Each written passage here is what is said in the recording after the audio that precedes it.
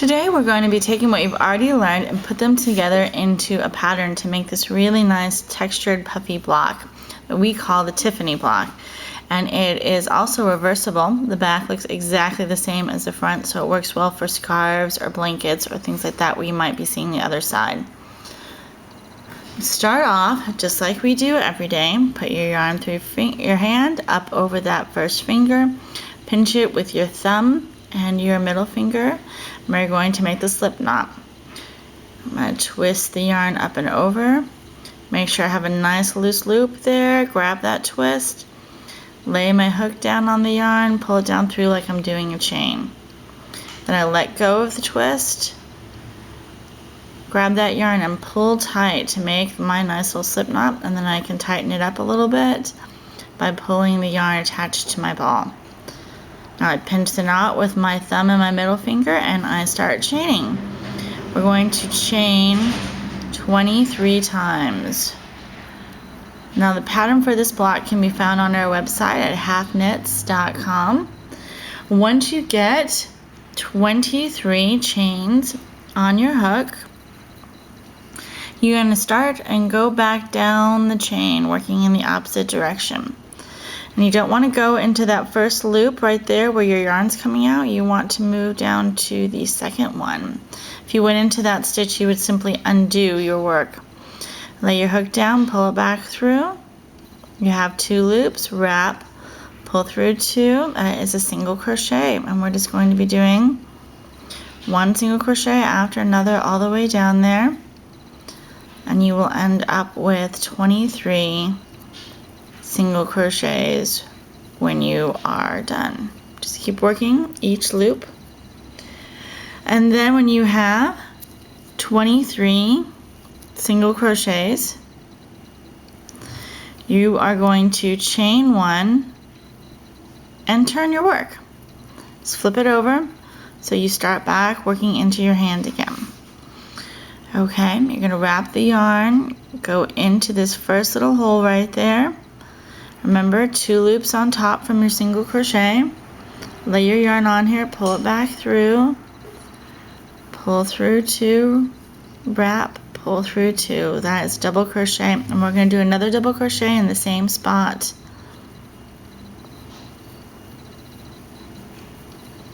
Pull through 2, pull through 2. Now, instead of going into this next hole, we're going to skip that one and the next one and go into the third one. And here is where your pattern starts. This is what you're going to be doing every time. Make a single crochet in that spot,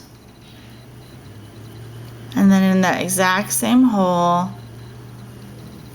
you're going to be working 2 double crochets.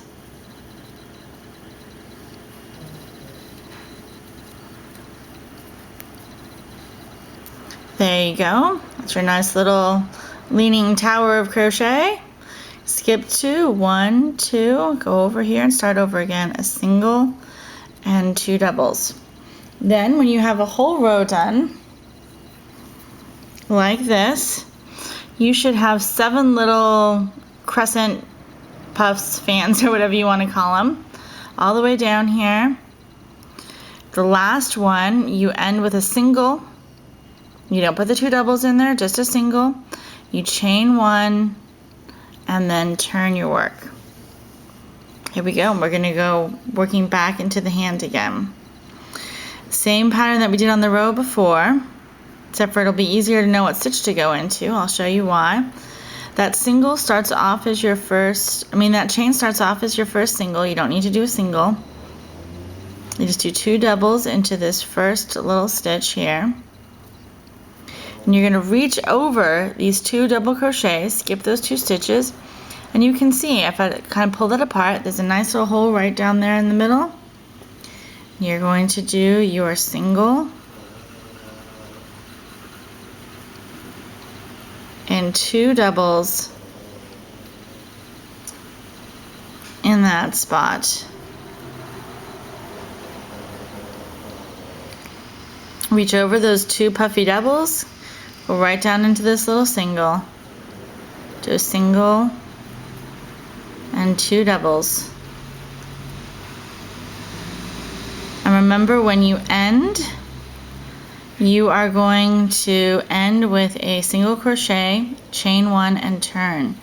You are not going to be doing the 2 double crochets on the end.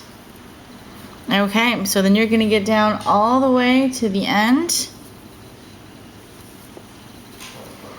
Here you go. Now here's the part that gets a little bit interesting.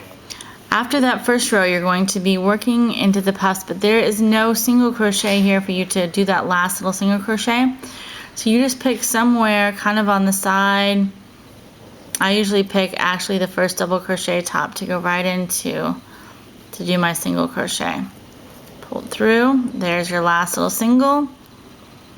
Don't do the 2 doubles, chain 1 and turn. But here we are at the end of our block, and what is the easiest way to do this? You actually cut yourself a piece of cardboard or fun foam or something like that that is the size of the block that you want it to be. This is going to be 6 inches. And you just lay your block down on that to see if it is big enough, or if you need to go a couple more rows. You can use a ruler, but we found that this is much more accurate. It's really easy to keep one of these in your purse as you go around, or your knitting bag. And then you've already done that chain 1, so you just pull that tight, pull that little loop through, and you are done. There you go.